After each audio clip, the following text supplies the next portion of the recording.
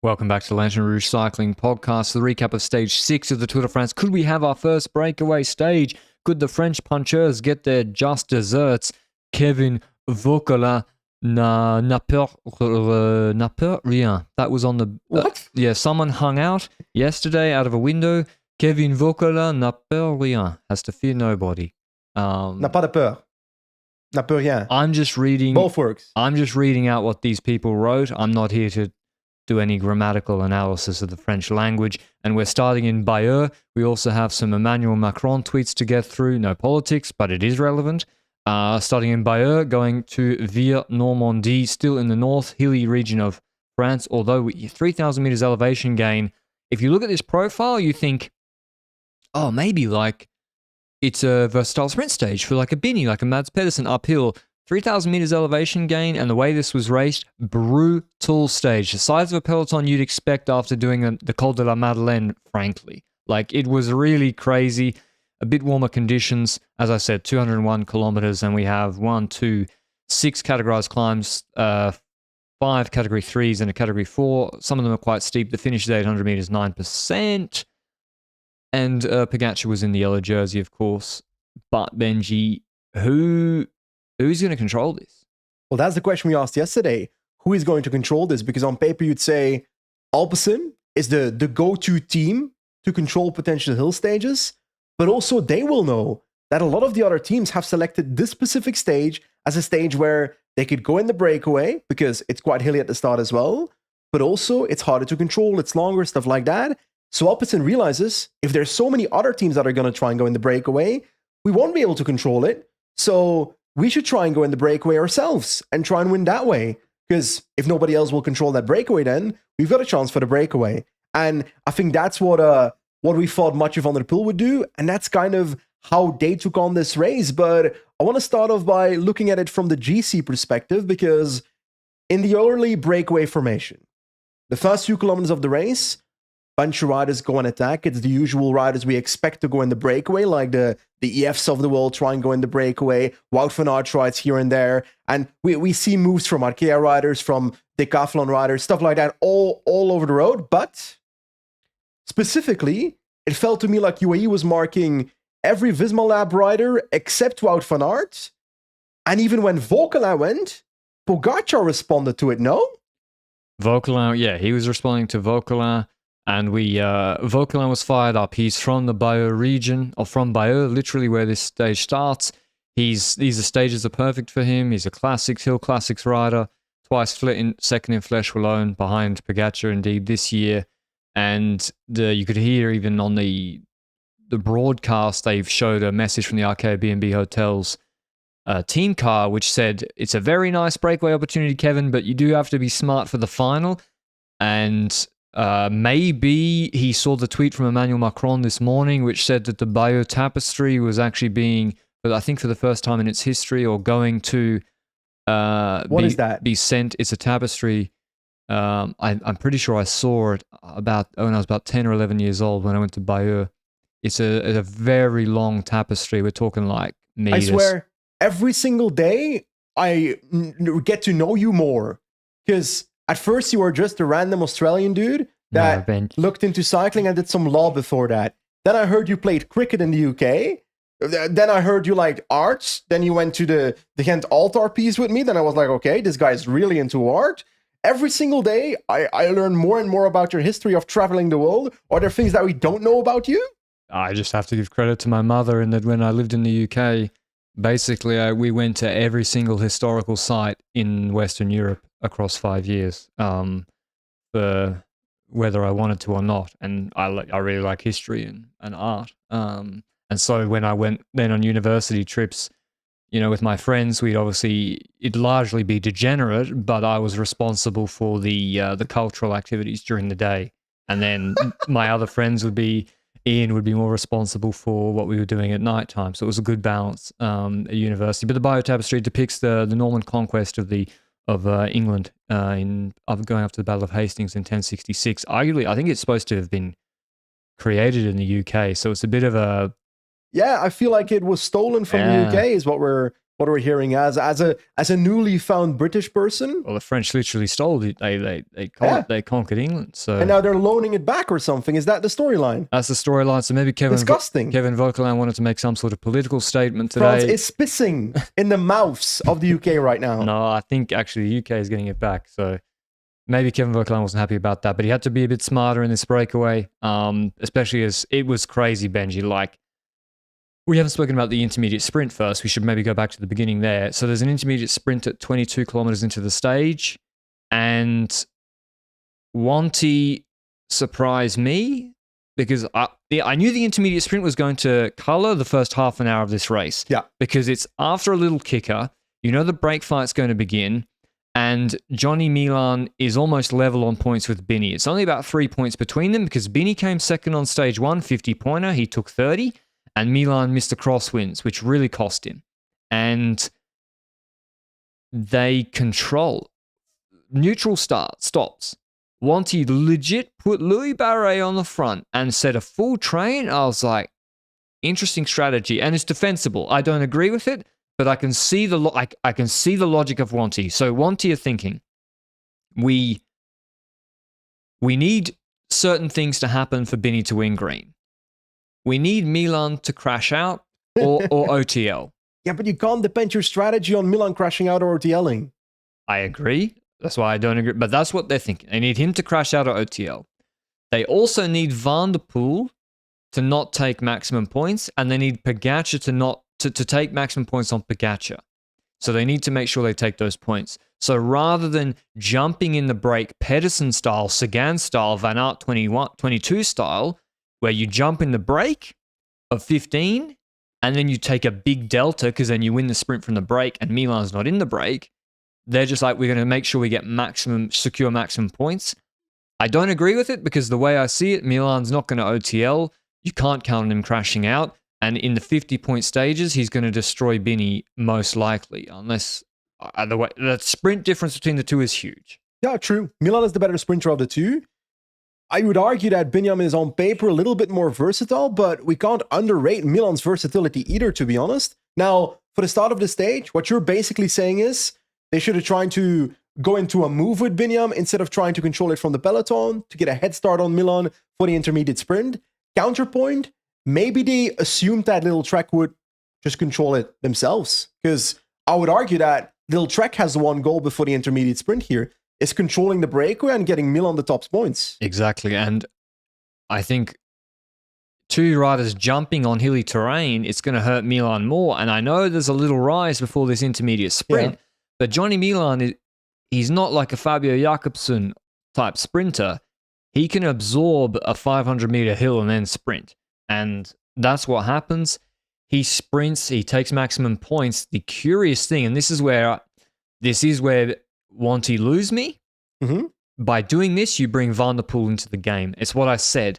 Alpecin might take stock and realize, hold on, if Van der Poel just has to follow and sprint at some intermediates to stay in the game, because remember, how many pure sprint stages we got left? Stage 8, stage 9, maybe stage 21, stage 17, and stage 21. We have 3.5 pure sprint stages left. The problem for Binny is the versatile sprint stages are so hard that he's not going to beat Toulouse. Toulouse looks like Van der Poel Pogacar terrain again. Carcassonne? Oh, break. That's on paper a break stage, It's a break stage with maybe, but I don't see it. So now you bring Van der Poel into the game for green where he has to do the bare minimum to stay competitive. Yeah, I think they should go on the break. Anyway, it was very curious. I haven't seen this in the Tour de France for quite a while. I do like that there is some green machinations happening. And Van der Poel comes second in the sprint and Binny third. Do you think Philipsen being here would have made the green jerseys battle more interesting or more boring? Boring. I think Philipsen walks it. I think so too. I think Philipsen would have cleaned it up. Yeah. Which that doesn't take away from who eventually wins it, because at the end of the day, to win a green jersey, got to finish the race. That is true. You do. So anyway, that tangent to the side, we're talking about breakaway formation again. We said it already. Attacks left and right from from riders from all teams that want to be in the breakaway, and some responses by UAE to Visma Lab riders. And eventually we do see what seems to be an early breakaway forming that might eventually be the one that is the final breakaway. Well, it's inevitable. In it, Quinn Simmons, Ben Healy, Mathieu van der Poel as well, Will Barta, I was going to say Quinn Simmons again, 2 times Quinn Simmons. No, Herald Tejada. That's the 5 riders in that breakaway at the moment, but it feels like it's not enough because in the peloton, there's too many teams that are simply not represented. And yes, that 5-man breakaway gets a gap of 10 seconds, 15 seconds, 20 seconds. But behind, riders keep trying. And Groupama FDG was the one for me. Groupama needed to tug better. And by the way, at this point, Van Aert's dropped. Like riders like Van Aert have tried to get in the break. They're dropped on this hill. Because of the action at the intermediate sprint, it means the break forms on longer climbs. Everyone's more cooked. And the peloton's surprisingly small. I think everyone should be kicking themselves. The most obvious thing, if you're at before that intermediate sprint, Benji, you want to get in the break. Mm-hmm. What's going to happen? Some riders are going to follow the lead out. Quinn Simmons is literally in the little Trek train and use the lead out to get them up to speed to get in the break. Ben Healy's going to do the same thing. Both of those guys were crazy strong today, Healy and Simmons. It's for that reason that riders that went before the intermediate sprint, to me, never really had like the chance of really making the breakaway to begin with, because it was always going to form at or after the intermediate sprint. Yeah. And that's what happens here. But back to Groupama FDG. Guillaume Martin tries to bridge to that 5-man group up the road, but we've got a classic chasse patate. A chasse patate for the newer viewers of cycling in general. It's basically that you try to bridge towards the group ahead, but you're stuck in between and eventually drop back to the group that you attacked from because you simply don't have it. That's a chasse patate. Guillaume Martin, perfect example. And it's also because the peloton behind doesn't stop. When Guillaume Martin's in between, we see the likes of Lipovic trying something. And the move of Lipovic was not exactly well-timed in my opinion. I feel like if you're a GC rider, the way you want to try and get in these breakaways is not by being the rider initiating it. Because then UAE will control you. They will 100% try and follow with Soler, with stuff like that. In an ideal world, you try and slip with riders that attack. In doing so, having a higher chance, no? Yeah, it was a strange time to attack. Lipovic, though, very strong. I think it was just positioning that cost him on stage 4 when it snapped on the descent. We'll talk motorbikes in a second. But indeed, like, you either need a tug buddy, Pithy, Van Dijk, or in the case of FDJ, they should have probably worked in as a team because UAE had the block on. Like, I thought this was gone. When that break went and there was all these other moves that tried, and then UAE put the block on, it went to 30 seconds, 35 seconds, and they fully had the block on, and then Jorgensen sneaks through and he reinitiated it. Benoit then countered, and then it was all on again. But yeah, if you're a GC rider, you either need fantastic legs on these uphill drags to get across, or a teammate. And one guy that had crazy legs, Eddie Dunbar, he just like snap bridges on an uphill drag, bang, when everyone else, I think it had been brought down to 15 seconds. Simon Yates then goes all in. This is like make or break. If you don't, because like UnoX and Ineos were trying, but you just see they're running out of numbers. Decathlon running out of numbers. FTJ, Gregoire just, I don't think, had it. Yates goes, Soler's pulling full behind him. He cracks. They stop behind UAE. Storer goes, bridges with Simon Yates the break, and then that's it. So, mate, for a second there, it looked like Simon Yates was stuck in a chasse patate. When Storer got a gap on him, made it to the front group, and I was looking at Simon Yates and I was worried about him. So Simon Yates eventually gets back. Did we speak about Dunbar, who bridged it very quickly actually in between as well? That was also super powerful. So at this point, that looks like the breakaway. But there's still some moves that try to occur behind. We see a move by the likes of Kampenaerts that Inkhorn is with. I didn't really understand why Inkhorn wasn't relaying with Kampenaerts in that moment, but there was also another moment where Haller, together with maybe an Arkea rider, tried to make the move. Looked like a well-timed move, but didn't get there. Now, this group is now the breakaway up the road, but I also feel like during all this breakaway formation, let's go like 15K earlier, because my chronology is a bit doomed here, but there was a moment before the likes of Lipovic going, etc., where a 7-rider, non-dangerous group of riders tried to bridge towards the front group, which would have been like a 12-man breakaway, non-dangerous on paper. And then we see UAE kind of controlling that 7-man non-dangerous group. Is that not a way in which they indirectly make the breakaway formation longer for themselves, making it harder for themselves? They simply just wanted a smaller breakaway in total, no? Sometimes it's really difficult to tell what UAE's plan is. Like, okay, number one plan, no Visma in the break. Yeah. That's number one. Didn't work out. But that's why also the break formation takes longer. So, like, if there's a group of 4 and Visma are in, UAE will close it. Yeah. If there's a group of 4 without Visma, they will let it go. If there's a group of 7 or 8, and I think what they're doing is they want to get to midway the stage, and then they decide, are we going to go for the stage with Pog or not?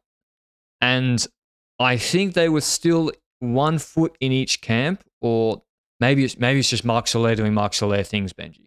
I actually feel like it's that.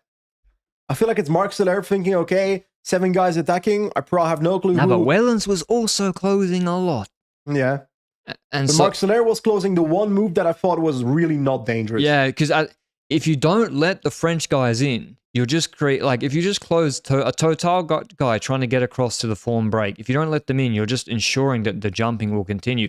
But the change happens when Simon Yates goes. Soler pulls off. They decide we have to let a break form, and it stops being UAE controlling everything. It actually becomes Quick Step. So then Vokala again jumps with Only, and it's Quick Step reacting with Van Wilder, with Catano. Enkhorn wasn't pulling with Campenarts. I don't know why. I think they wanted more riders around Remco.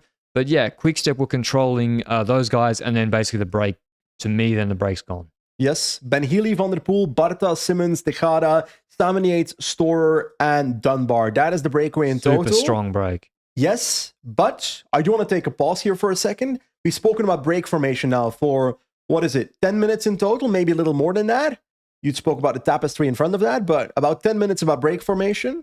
Remember the Dauphiné? When none of this was on TV and we had zero to talk about break formation? So much happens in the break formation of a stage where you can see what the motives are of each GC team, what the motives are of even the intermediate sprint action at the start of the stage, stuff like that, that it's a shame that on certain stages in the Dauphiné and other races like that, we don't see a full stage. And I know I've complained about that during the Dauphiné, especially in the last weekend, but this is an example of a stage where you really see the value of seeing that breakaway formation, because in a stage like this, arguably, one of the most interesting parts of today's stage. If you started coverage with 90 minutes to go in this stage, it would have been one of the worst stages you ever watched. Yeah. Pretty much, especially with the way the production was. By the way, this breakaway has nearly 20 Grand Tour stage wins in it, so it's a very experienced and strong breakaway. Eddie Dunbar won 2 Vuelta stages last year, and you got to be a bit scared of him, the way he jumped across to that break. Yates coming off the Giro, Van der Poel, we all know what he's been doing this Tour de France. It's a strong, strong, strong breakaway. And eventually, UAE settle into one mode, so they start controlling it at 130. So the gap's pegged at 130. Pollitt's on the front. He's returned. Sivakov really bad today, but Pollitt was really strong. Pollitt, first 4 stages is not representative of his shape.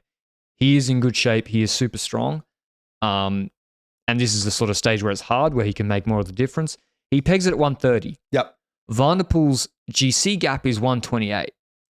And it looked to me like UAE were deciding what to do. Lots of discussions ensue, and then Pollitt goes for a piss, and then they just start letting the gap open. I don't really... I'm not sure it's about decision-making. I sometimes feel like UAE likes to keep it close at the start and likes to let it grow out, the gap, towards the end of the stage in the last, 40, 50 kilometers. And that's then when their first rouleur top riders are gone.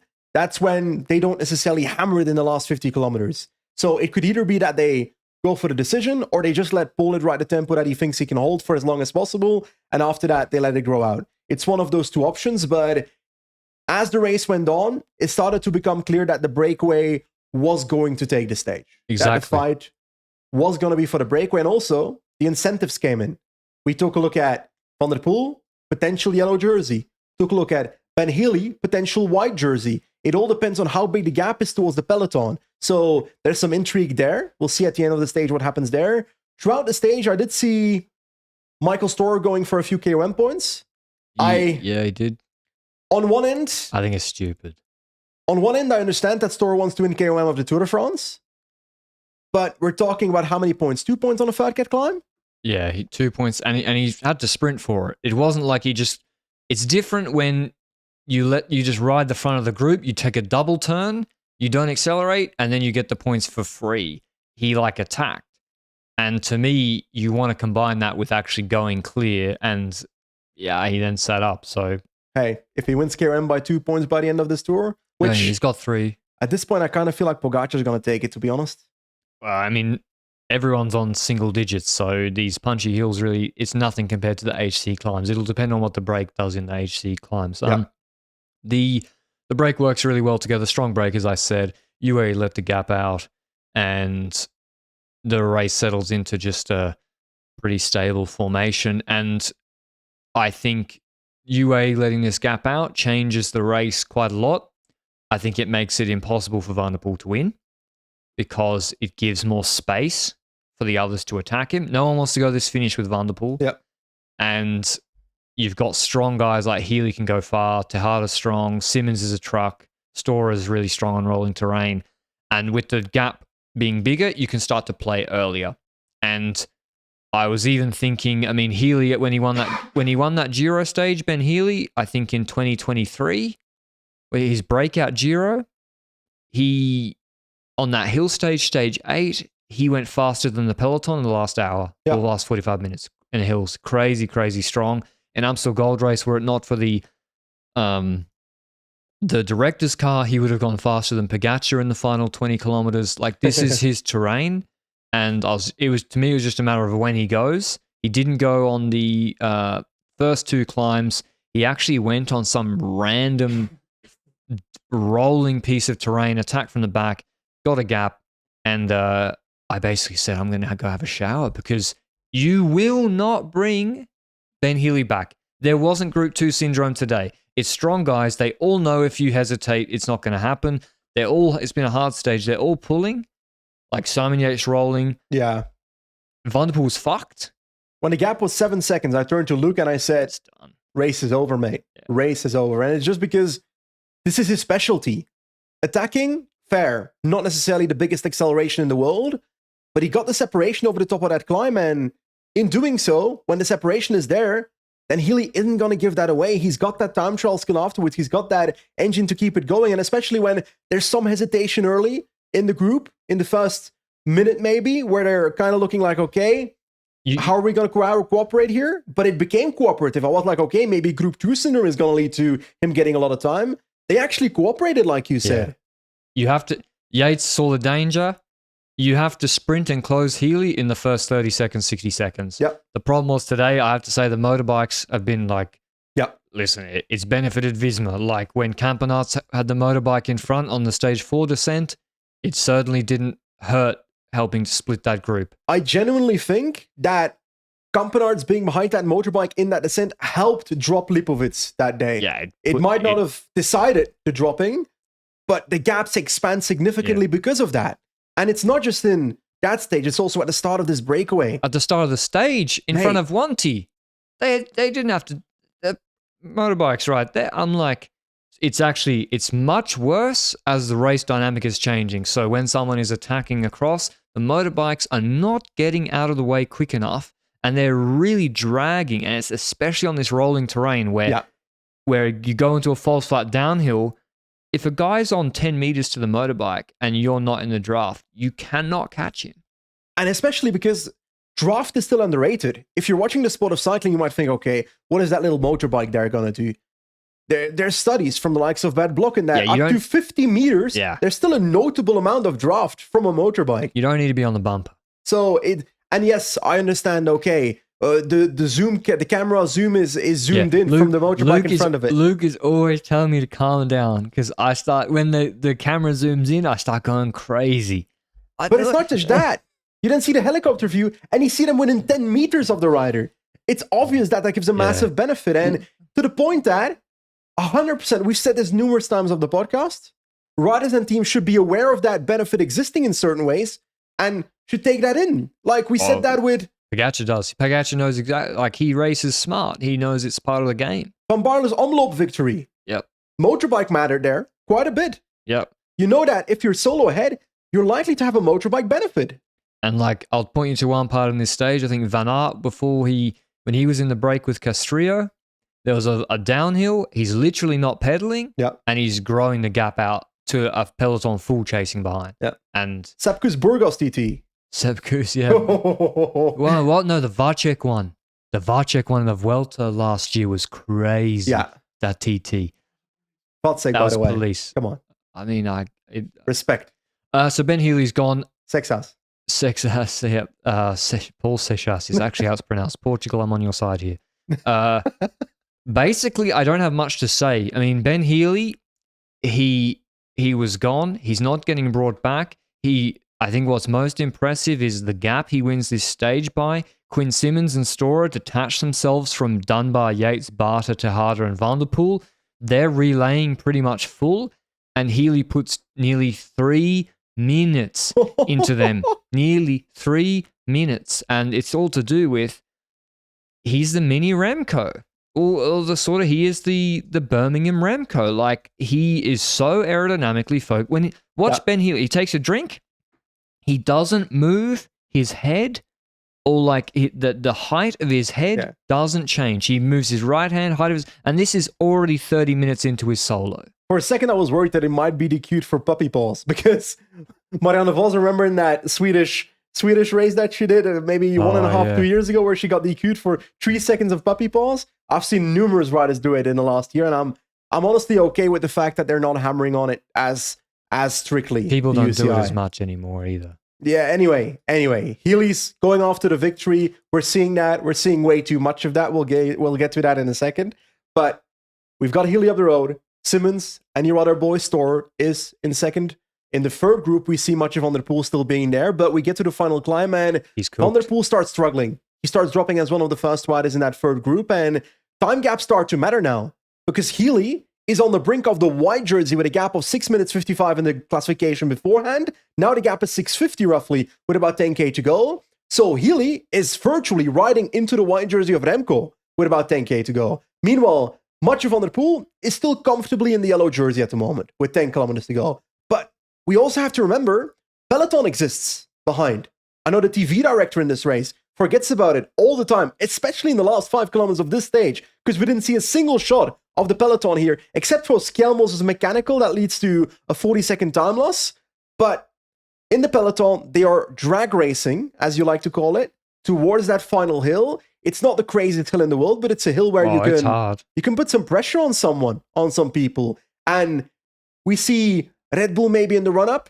Quickstep, I think, was well positioned as well. Well, you saw most of it on your phone. Quickstep were doing, Van Wilder was positioning Remco. Quickstep and Remco were right in the front in good position. And then after that, we see Visma Lease basically taking it over, right? On the climb itself? Yeah, so last categorized climb, Benoit does the lead out on the front after Campenaerts had ridden the flat. And then it was not long until the final climb. But yeah, I have to say the production so far in this week is not befitting of the Tour de France. Like, the TT yesterday was really, really subpar with showing the intermediate time checks on screen. And today, like, I remember you don't want to go... I think there was stage 15 of the Tour in 2023 when Wout Poels won from the breakaway. They barely showed Wout Poels at all. Ben Healy needs his time to shine. I'm happy. Show Ben Healy. Show Ben Healy winning. He is winning the stage. Also, the GC guys aren't on the hills yet. But to show Group 4 rolling in when the GC guys are fighting on the last couple of hills is just a poor production choice. So, I don't know. It's the biggest race in the world in cycling. I'm sorry, what the fuck?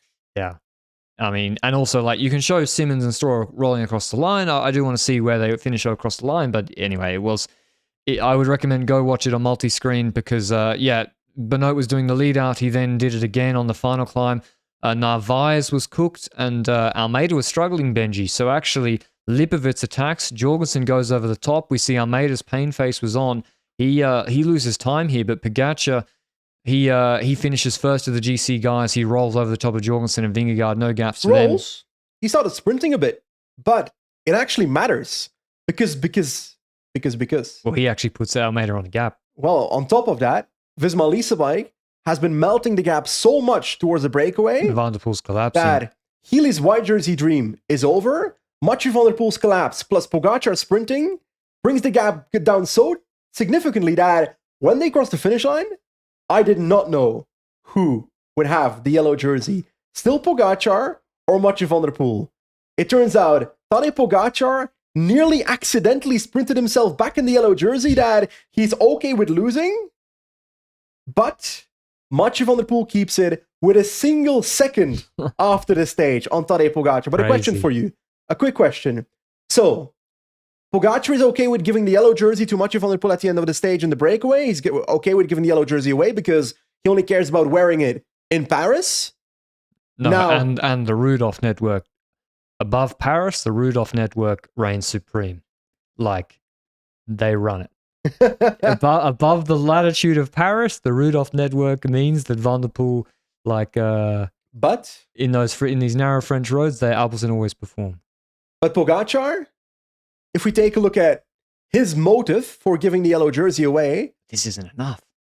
Well, if he gives his yellow jersey away, Mathieu van der Poel didn't score enough points to take over the green jersey, so Pogacar still has to do podium duties, etc. Because he's got the green jersey on paper, no? No, Milan's in the green jersey. I'm telling people. Wait, what? Everyone on Twitter, listen to me, you fucks.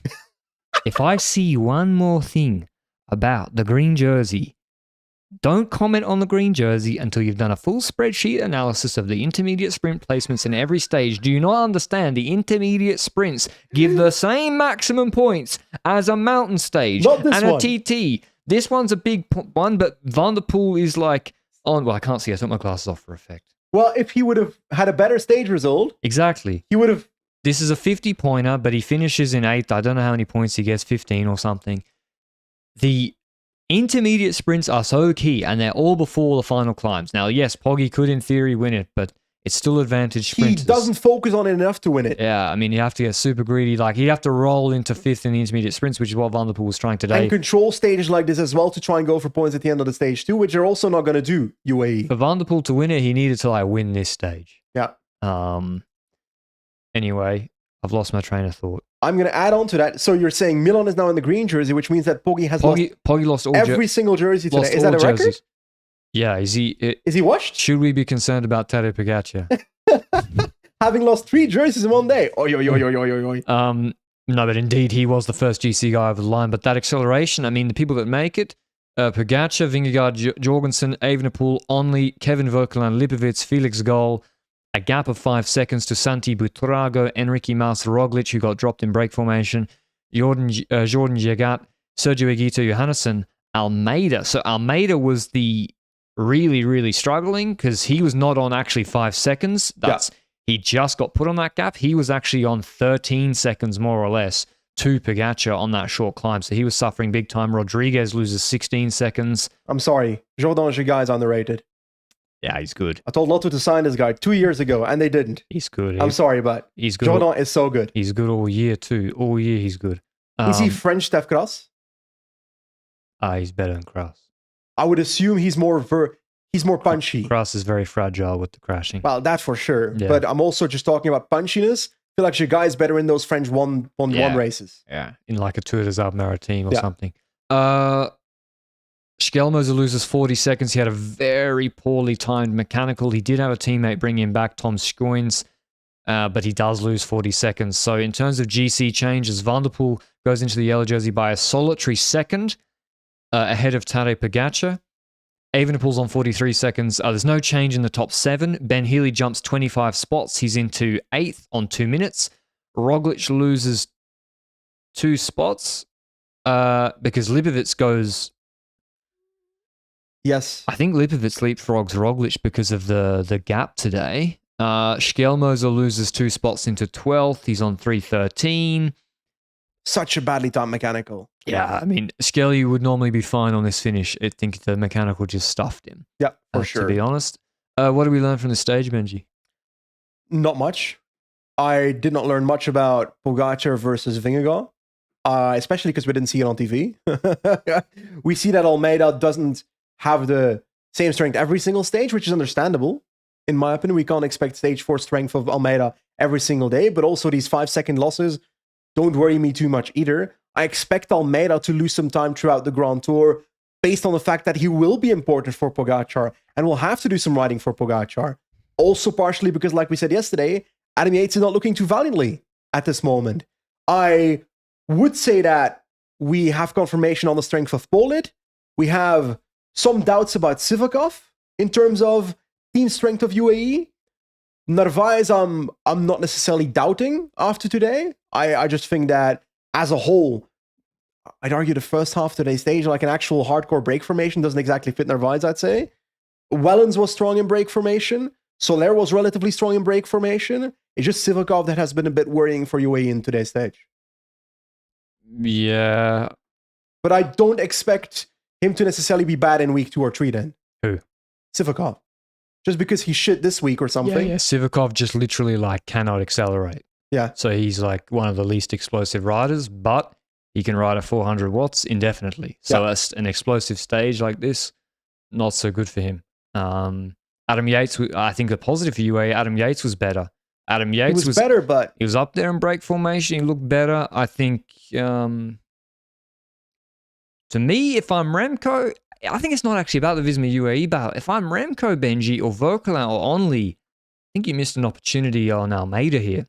Almeida's the one on these long climbs who is going to be a top 4 or 5 climber at worst. He didn't look so good today. And maybe it could have been more time they took, but in the end... But are we...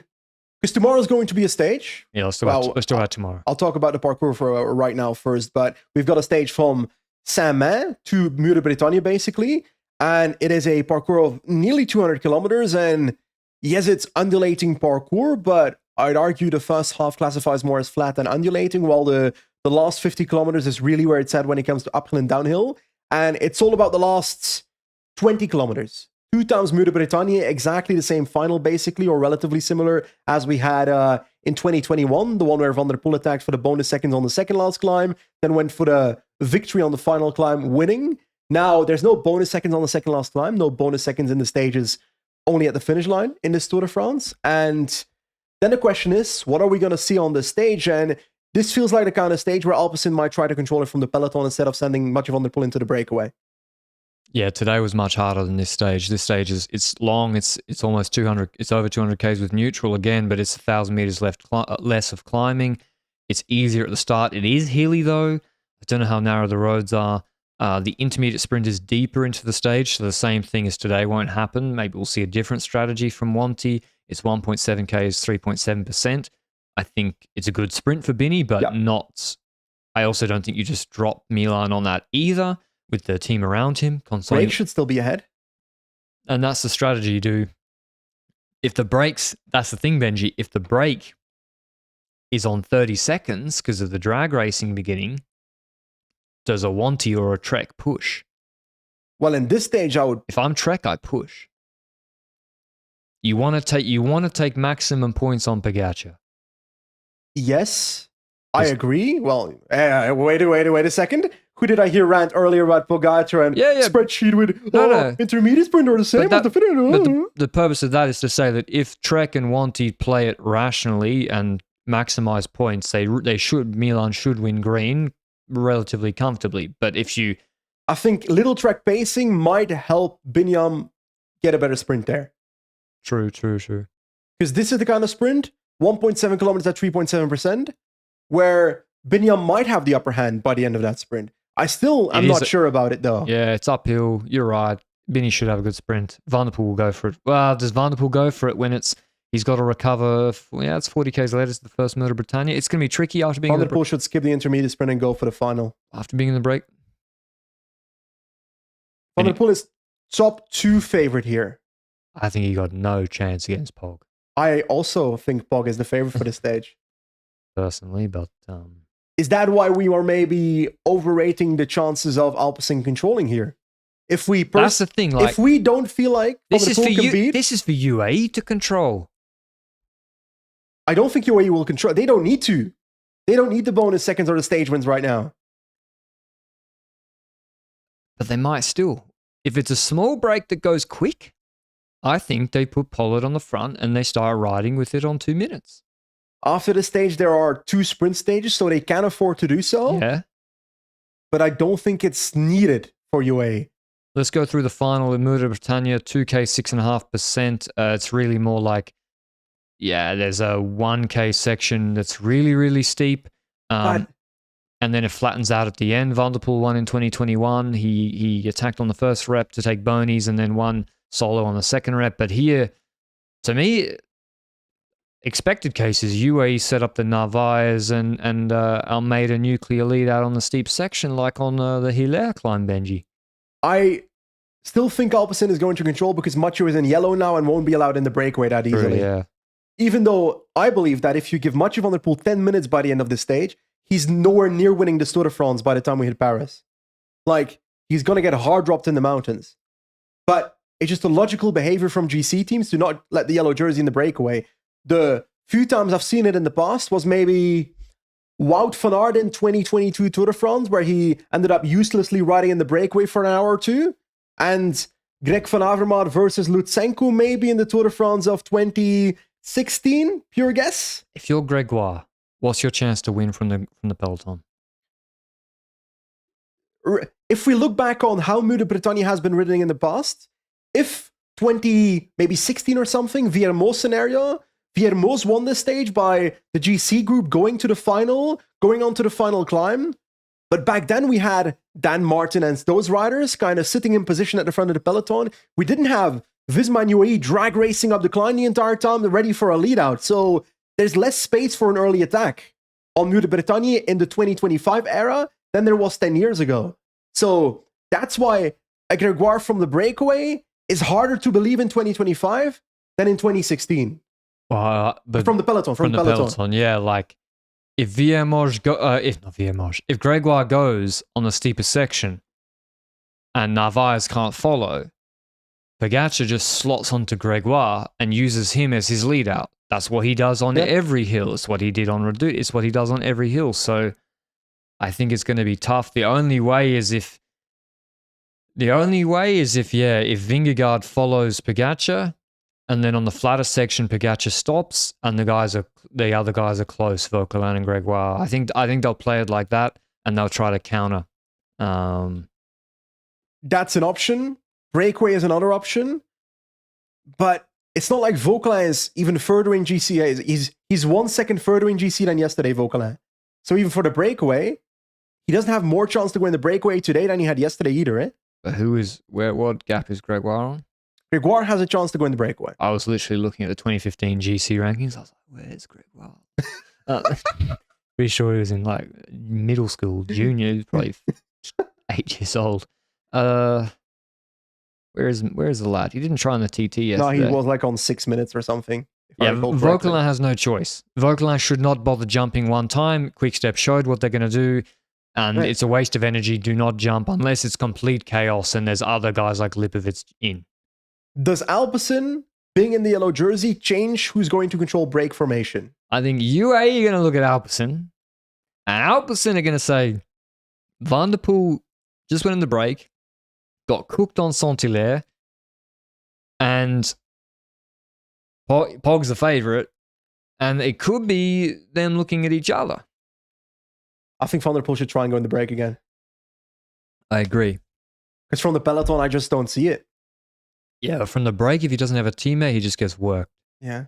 Well, today there were a limited amount of riders, so you'd argue that he shouldn't have been worked today.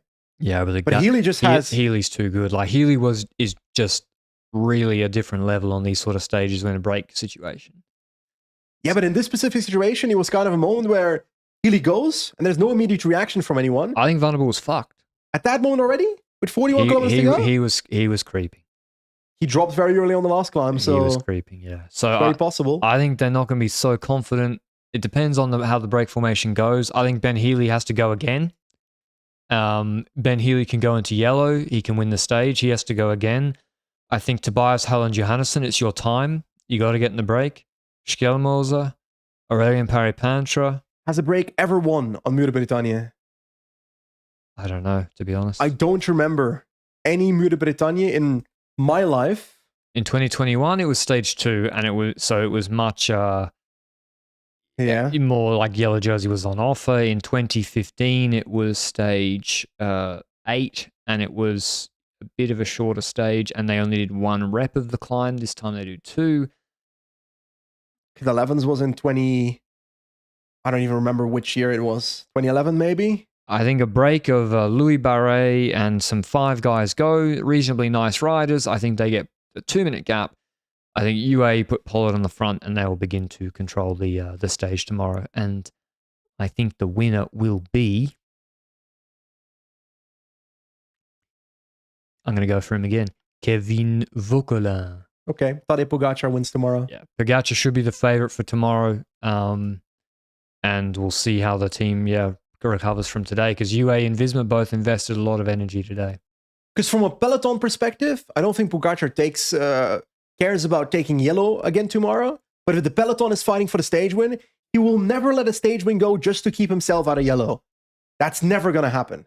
But they're going to, I mean, even if the break wins, they're going to race on that climb. Yeah.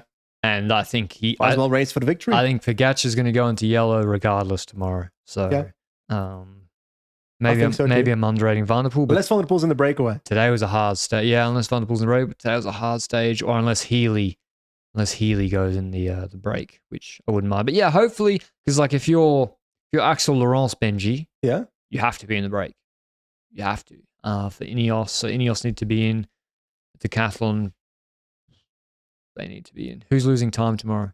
Who's losing a surprising 20 seconds? Well, nah, you don't expect 20 seconds. Wow. This is the kind of stage where I expect Rodriguez to bleed even more. Yeah. But he already is losing time left and right. So, if Arensman was here, I'd say Arensman. Arensman is here. I mean, GC Arensman. Yeah. The thing is Ineos here? That is the question. I haven't seen Ineos being... They've tried to go in the breakaway a little bit. They tried to go on the break today. But I'm sorry. They've been miserable this race. It's tough. It's tough out there, Benji. I mean, unless you have... It's tough out there, but sorry, but there were quite a few stages where they could have gone in the breakaway to at least show themselves on TV a little bit. Stage 2, stage 4? I would argue that was a broader peloton issue of lack of acceptance of reality on stages 2 and 4. Including Ineos. Yeah, including them, but including a lot of others that really... If it's a flat sprint, 2 guys are the heavy favorites. If it's a punchy stage or a mountain stage, if it's a mountain stage, 1 guy's the heavy favorite. If it's a punchy stage, 2 guys are the heavy favorites. And the breakaway, as we saw with Ben Healy today, EF take the first break. They're the masters of it. Credits to them. He said he's been training and reviewing race footage. I think he was mega strong today. Yeah. Nothing he did was stupid. Like he was investing a lot, but it was actually worthwhile to get ahead with a strong guy like Simmons, and then he eventually got in the break. So I think he rode a really smart race and a good race today. And credits to Ben Healy and EF for doing what they do best in the Tour de France. Stop talking about the Tour de France for a second, or it's actually related to the Tour de France. We had so many rumors about Remco leaving Quick-Step in the last 4 years of cycling. It's been Ineos, it's been Red Bull, it's been Visma Bike merger, etc. It's been merger news two off seasons ago or something. Like, there's been a lot of crap about Remco potentially leaving the team of Soudal Quick-Step, and you're going after flies again. Patrick, we're discussing... This is a serious podcast, Patrick. Come on. No, it's not. Anyway, Remco to Red Bull Bora is in the news again. I think Daniel Benson wrote an article about it, but let's be honest about it. We had this discussion in January. In our Soudal Quick-Step preview, we came to the conclusion that Remco leaving Soudal Quick-Step in 2025, at the end of 2025, it's the most logical. Seemed like the most logical outcome. For both parties. If you take a look at the situation that they're contractually in, Remco has a contract until the end of 2026. But if he leaves at the end of 2025, that is the last opportunity for Soudal Quick-Step to receive buyout money for a transfer of Remco Evenepoel. And therefore, that's money, that's a treasure chest that you can build something for the future with for the team. Now, I don't know what the ties of Soudal and Quick-Step are, because I'm pretty sure Soudal joined because of Remco, and Quick-Step, I'm not sure how they see their future in the sport. I think they both made recommitments that they will continue to be in the team even when Remco leaves. Okay. Next to that, Remco Evenepoel, personal bike sponsorship with Specialized. Quick-Step obviously also had Specialized. I don't know what the length is of the Remco Specialized deal, how long that is, etc. But the way everyone's talking about it, the way the rumors are going, Specialized is still tied to Remco for the foreseeable future, including next year. So that's an important factor in the transfer situation. For example, if Ineos, as a team, if we take a look at Ineos as a potential candidate team for Remco to go to, Ineos, Total Energy, whatever it's going to be called next year, they had Pinarello as bike sponsor for the past. Now, there was some stories about Pinarello. First of all, the fact that the dude that owns Q36.5, that South African rich guy, he also is the owner or majority owner, I'm pretty sure, of Pinarello now. Ivan Glasenberg, former CEO of Glencore. Q36.5 currently rides with a Scott bike, but we'll see if that changes to Pinarello in the foreseeable future as well. But the Ineos Pinarello storyline also seemed to be coming to an end, which left an option open for Specialized to perhaps come in as a bike sponsor for that team, which might open up the transfer of Remco Evenepoel. But now the area seems to be going to Red Bull Bora Hansgrohe, who's already riding on Specialized, so the link is already there. And then the question is, Red Bull Bora Hansgrohe, Remco Evenepoel. Current situation of Remco Evenepoel, he can podium the Tour de France. We've seen that last year.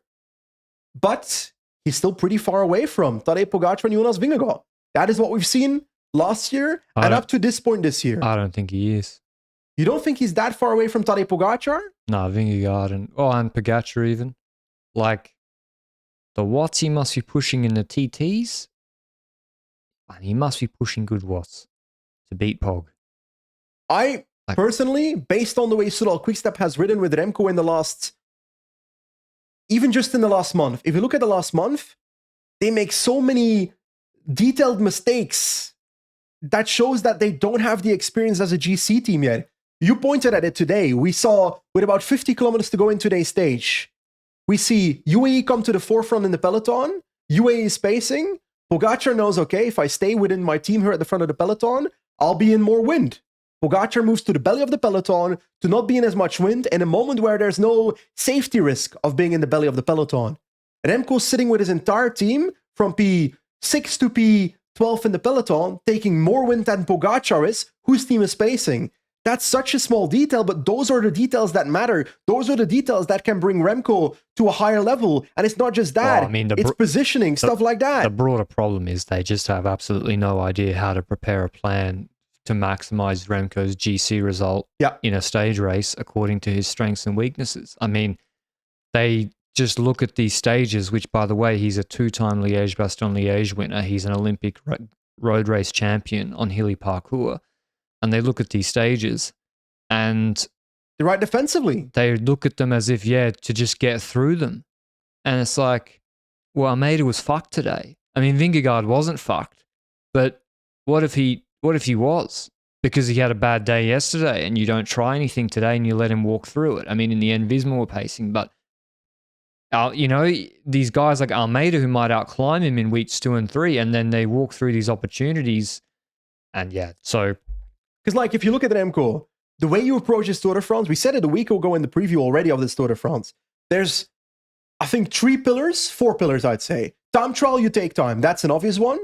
The second one is try to prevent crashing in the first week, because it's a very technical parkour the first week. And we've seen Soudal Quickstep be weak when it comes to positioning Remco before these smaller hills, etc.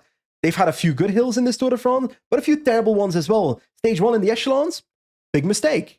Now, that is number 2. Number 3 is, on the climbing, don't try to follow Pogacar and Vingegaard attacking each other. Ride your own race. Oh, he did that on stage 4. Big mountain stages I'm talking about. Sorry. Because on the mountain stages, you can't afford to do that. You're going to explode yourself by doing that. You'll corner yourself. And the 4th one was, ride the first week, knowing that on these terrains you can have an advantage on certain riders. Whether it's your podium competitors or perhaps a Vingegaard. So, like, if he gets in a group with Vingegaard and Pog's going to relay. Fuck it. I mean, maybe Vingegaard relays in this new aggressive mode. Yeah. And then Almeida's not going to pace behind. It's free time. Yeah. So, anyway, but, okay, you can say all that about Quickstep. I still think Remco at Quickstep, I mean, he's won at the team. Let's not forget. He's been successful. He's won 64 races at Quickstep, twice a Monument, a Grand Tour, Olympic Games, World Championships, road race, 2 times the time trial. He's won a whole host of major big races, 2 Tour de France stages, podium. I think his career has been very good at Quickstep. My question, Benji, is why is Red Bull Bora Hansgrohe any more competent or better than Quickstep? Well, I want to add two things to what you just said, including the question. First of all, I agree that he's been very successful at Quickstep, but at a certain point, Remco wants to win the Tour de France. And at Quickstep, that is not within the view at the moment, in my opinion. Based on the way they've approached the last 2 years and have grown in the last years, yes, Landa has come to the team, is not part of this Tour de France team. Vrvaco was out with injury, but I don't feel like Quickstep is any closer than last year or the year before to Remco Evenepoel winning the Tour de France at that team. No. Also, it's the 1 weeks as well, Benji. Also hearing financially that the team is not exactly rich. While Red Bull Bora Hansgrohe, I agree. Right now, they're not looking like a team that can help Remco in the next 1.5 years either, in terms of closing the gap. But the names are better. They've got the financial backing to build in the next 1.5 years to make it happen in maybe 2-3 years. Yeah, like Red Bull have got the GC names. They've got Hindley, Giro winner. I think if Remco goes, to me that means Roglic is out. I just don't see how that will work. And Roglic in this Tour de France is, I mean, he's normally pretty, magnanimous. I always see how it goes, but he's really saying actively, I don't care. I don't give a shit. Yeah. Which to riders as well. We heard Plappy talk about it on the Stanley Social podcast. Maybe Roglic is happy to do Giro of Vuelta next year. Remco gets the Tour and it can work like that. I mean, they have better stage racing riders on paper. The problem is they haven't performed this year, Benji. Yep. So... And just the way the team has taken on the Cobble Classics, the way the team has taken on... I didn't have an issue with the Grand Tour roster they brought up for the Tour de France, but the way they've been using them at the Tour de France is disturbing to me. And I think Remco should also be able to see that. Now, there's also an addition to that. We just today had the announcement in Belgian media, including an article from Bram van der Capelle, etc., that Sven van Turnhout, which was the head coach of the Belgian national team in the last 4-ish years, ever since the Leuven World Championships that year, 2021. Yeah, the sack and disgrace of Leuven 21. Yeah, we'll get to that. He was the architect. He was the architect of that. Red Bull Bora Hansgrohe is now hiring him as part of their sportive division. I don't know what specific role yet. But can I be honest? Can I be really honest? You can be honest, Benji. This is indeed... I'm not bullish on Sven van Turnhout. If I look at his track record in the Belgian Championships, you'll say, okay, but Benji, he's won multiple World Championships with Remco Evenepoel. Look at the specific situations we're talking about. If we talk pure race strategy for a second, he completely bottled the race strategy of the World Championships in Leuven when it's not rocket science. When you've got a Belgian national team with Wout van Aert and Remco Evenepoel in the squad, then Remco Evenepoel is your attacking offensive rider early. Then there weren't many. You're forgetting 21, Benji. Remco Evenepoel was some washed up, overhyped, useless bum, and Wout van Aert. That's what, and everyone should just ride for Wout van Aert. And that was the feeling, and bring him to the sprint at the finish. That was pure bullshit. Everyone knew that. And me and you were like, and eventually they did it last year in the Olympics. Attack with Remco, Wout blocks behind, race over. But it's also just a scenario around that. The fact that after the World Championships of Leuven that was a disaster, Sven van Turnhout was publicly liking tweets that were roasting Remco Evenepoel on Twitter. That was a disgrace. That was a crazy thing. It's like, bro, you designed a plan that made no sense. So now, I guess their relationship must have grown a little bit since that moment throughout the years that they have won World Championships. But the victories of Remco Evenepoel were also the individual strength of Remco Evenepoel pulling it together with the help of maybe a Quinten Hermans going into a move with him, etc. That wasn't tactical masterpieces on the table. So I don't see the tactical prowess of Sven van Turnhout as a DS or something. But I don't know if behind the scenes maybe he has some like social skills or stuff like that, which he didn't show in 2021, that's for sure. But maybe there's some management skills behind the scenes that we don't know about that makes him perfect for a certain role within that sportive division that we can't see from the outside. I mean, I don't see... So, you got Ralph Denk at the top, but now Red Bull has an opinion, right? The Red Bull, the company, who bought the team. And you got Ralph Aldag, who's like the senior DS, and now you bring in Sven van Turnhout. Where does that fit in the org structure? I've got no clue, mate. So what's happening with Pachi Villa? Oh, I think he might... I think the Giro didn't go so good. I don't think the Giro went so good either, but I don't know. But maybe this is what Remco wants, and Sven, that he wanted a Belgian guy in who he knows, who he has had success under, winning major races with Sven in the car and planning everything. So I don't know, but I think that Van Torenhout being hired. Are we overrating the importance of race strategy for hiring a person like that? I mean, my personal opinion is I completely disagree with moving to just one of two teams because they have the bike brand that you're currently riding. Like, how easy it is for Remco to ditch his specialized contract I don't know. to go to another team. We don't know that. Movistar or Bahrain are better places for Remco to go than Red Bull Bora. Ooh. Movistar has a long history of... Movistar's problem is not that they are not good at riding for GC. Look at Ivan Garcia Cortina. Look at Nelson Oliveira in this race. Their problem is, all due respect, Enric Mas has a ceiling. And that ceiling is second in the Vuelta. They have a good time trial set up for Castrillo and Romeo. They got very good results in this TT. They have Ivan Velasco as their engineer there. And they have a long history for a number of years. And they really know how to ride for GC. Like, we criticize them because that's all they do. Movistar just ride... Will Barter in the break today, I acknowledge, but they are a proper GC team. Bahrain as well know how to ride for GC. I'm just saying that... Bahrain does not have the money. Yeah, exactly. They don't have the money, but... It's Malisa bike. Yeah, like, people will be laughing at Movistar. How can you say that? They're clown... Like... Mate, Luke posted it on Twitter the other day. About Movistar. About his Malisa bike. Then I don't see that happening most likely. I mean, but like... No, but every team would want Remco. He's what, the third best rider in the world? Yeah. Fourth best rider in the world at worst. So... But it seems like he's going to Red Bull. It's because of the bike brand, most likely. Ineos apparently are out. I think it would be a good fit at Ineos It's exactly what we guessed at the start of the season, eh? That he would go to Red Bull Bora Hansgrohe. Regardless of our opinion whether it's a good choice or not, I think it's a better choice than staying at Quick-Step. I don't think it's the instant step to success. I think it's going to be a project for the next 2 years. Yeah, but Benji's turning 26 or soon. Yeah, but Pogacar also still exists. But he's seventh. So he's got time. He's seventh, 8th year professional. The next 3 years are probably next 3-4 years are Remco's prime. Which team is perfect? Movistar is not perfect for me either. It's also not going to be an instant success. Dude, I think Movistar are actually really good. Because they will... Enric Mas super domestique. First of all, they just know, like, who was in position behind Visma at the right corner on stage 1? Movistar. So...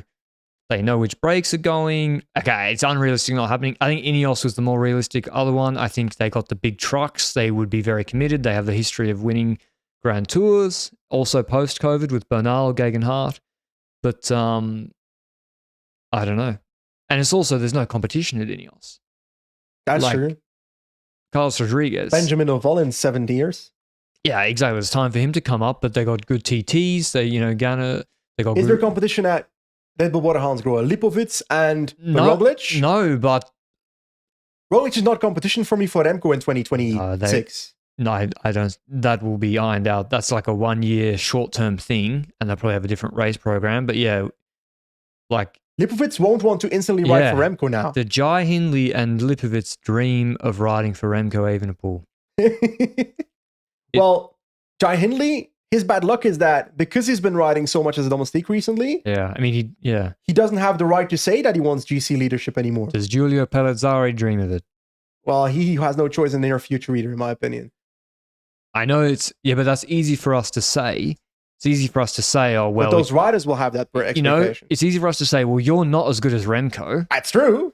That's true. But then McNulty wants to ride for a top 10 at the Giro, for example. You're not as good as Remco, therefore you're going to commit 100% and you're going to help him and lose your GC position. And Maxim Van Hills, I know we signed you on a 3-year deal, bought you out, big money from Lotto. Sorry, by the way, at Liège-Bastogne-Liège this year, you're doing the lead out for Remco. That's where people management and signing without an actual planned transfer vision becomes a problem.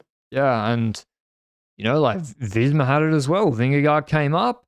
And eventually it became untenable with Roglic or even with Groenewegen. That was amicable. It was amicable, but in the end it's like, well, he's not doing the tour. Koi is another example. He's out of contract. He's out of contract, but also Tour de France. At the end of the day, he doesn't get that Tour de France sprinter role at Visma Lease bike so far. So these things, riders in there, you don't have so long at the top. Most normal riders got like, even the superstars and a really good rider, like Maxim Van Hil's a really, really good rider. He's got like 5 good years, like really good years to win races. And if you get signed to do that, I'm sure you can manage it. UAE actually manage it reasonably well by having a broader program. Ayuso, like, he's still on the team, so you can't say that it's completely disintegrated, but it's tricky. And I think even with UAE, it will reach a tipping point with a Jan Christen and How old is Vingegaard? 28-ish? Something like that. How old is Pogacar now? 26? Vingegaard's turning 29 this year. I always forget that Vingegaard is older than Pogacar because Pogacar's been around longer, you know? Pogacar's turning 27 this September. It's actually a realistic thing that Vingegaard's lifeline is going to be shorter. Luke just attacked me with a battery. I think that's vile, Luke. Oh, the chat will take your side because they love you. But I think that Visma Lease bike also needs to, not right now yet, but also needs to think about what will happen in 3-4 years when it comes to Jonas Vingegaard, for example. Because there's also a temporary lifeline there. And yeah, we can joke around with the article of his wife, etc. But even UAE are not sleeping on their laurels. Yeah. UAE have got guys signed till 2030. Pablo Torres, Jan Christen. Because Brennan's a great rider for Visma, but he's not a GC rider. Hey, you don't know that? I mean, I'd be surprised if he was a GC rider. Because Remco right now is still eligible for the white jersey. Yeah. It depends. Right now, it's not compatible for Visma Lease bike to sign an Remco Evenepoel. Well, that's where I go back to the bike thing, Benji. I mean, you can throw these teams around. You say Visma, I say Movistar, I even like FDJ and Bahrain, but... Decathlon? I don't know what they're doing, frankly. At the end of the day, he can only choose... How many special teams are there? Well, Total Energy, the small team, but we don't consider that one. He can only choose Red Bull or Ineos if they switch from Pinarello to Specialized. And Bahrain could have switched to Specialized, but he switched to Bianchi. They're going to be Bianchi next year. So he's kind of, it's the same thing happened with Demi Vollering. When you have these bike deals, it narrows your field to a certain team, unless that target team that's perfect for you just changes bike, which is what FDJ Suez did. They changed to Spesh. Now, Ineos, it seems that couldn't happen, or Remco didn't want to go there. I don't know. I mean, this is also a rumor. Let's be very clear. It's a rumor. It's a rumor, but can I be personally honest? I'm pretty confident he's leaving Quickstep. This has to be the year because, like you said, Benji, for Quickstep, this is the time. If you want to get maximum value out of an expiring contract, you can't let a guy walk. And in a football, it's a free transfer. So if Soudal and Quickstep are okay with it, because otherwise, if they say on the stat on the table and they say, if Remco leaves, we're gone, if Jürgen Fourier won't let the team die to let Remco have his desired transfer. Yeah, because what if they say we want to run it back next year, go for the Tour again with Remco, and he's under contract? I mean, But then the rumor transfers for Quickstep are not exactly inspiring me. Stef Kras is a solid signing. I like the guy, but he's not going to move the needle in the Tour de France. And then I look at the rest of the potential signings. Who are they supposed to be getting? Like, I forgot. Sturven or something? It's not GC broadening the Remco team. Yeah, I think it's like the rumors I saw were like a lot of Belgian guys, classics guys, and they have a better train around. Alberto Dainese was also rumored. I actually like that one, but we'll do that in a later podcast. Was that a Benson rumor? I don't know. Or Ciro one? Ciro one, I think, because it was Italian, but I actually like that one. And then Cataneo is already rumored to go to Bora with Remco, yeah. Which we hear from the rumors already that he's part of a potential package deal. But then my question then on top of that, we're going on a long discussion here, but if we hear about the package deal, because that's what we're talking about here, there's a supposed package deal of Remco plus Cataneo plus I think his nephew that also works for the team, etc., but also Klaas Lodewijk DS. Moscon extension. The more people that you take with you... Wait, Lodewijk was also on the list, yes? That reaction. The more people you take with you... Come on. The less you're going to have a new environment that might lift you up. That's the point. Yeah. Okay, I feel like Patrick wants to jump off this building at the moment. If you want the same as before, do the same as before. Anyway. Maybe Benji, you can come third in the tour with stage wins on Quickstep, and maybe you can do the same on Bora and get paid a lot more. Bring you guys over. Why not do it like that? Yeah, but on top of that, I see more financial backing at Red Bull and more future-proofness for that team. They're not getting it right at the moment, both when it comes to the Classics and the Tour de France and Grand Tours in general. But the money and backing this year has been a failure for the team of Red Bull, Bora, Hansgrohe. Hey, Lipovic isn't finished. Meus has actually been like the forefront of getting wins every now and then. But I think give it 1.5 to 2 years and the team tries to actually build it properly. But then again, some of the building it right now manner of the team is worrying me whether they can actually achieve that in 2 years. But I think it's more likely than a Quickstep. Yeah, they just got more money for better domestiques. Like, look at the climbing roster. It's obviously way better on paper. But that being said, Landa crashed out. He would have been here. Lando in the mountains would be better than Lipovic or Roglic. So, you know, shiny new... The grass is not always greener, I would say, on the other side. That's the general... Especially when you don't know whether Lipovic will ride for Remco. Whether you don't know... Roglic definitely won't ride for Remco, that's for sure. I mean, nor should he, to be honest. Nor should he. Like, he shouldn't. He's got 1 year left, maybe. Like, he should do whatever the fuck he wants. Yeah. Why should he? That's not why he was signed. Okay, but we'll see. Apparently, we'll see that news after the Tour de France. We'll see have more transfers on the 4th of August, or the start of August rather, when the official transfers can be announced. And I guess we'll see with a recap of Stage 7, the Mur de Bretagne tomorrow. Until then, ciao, ciao.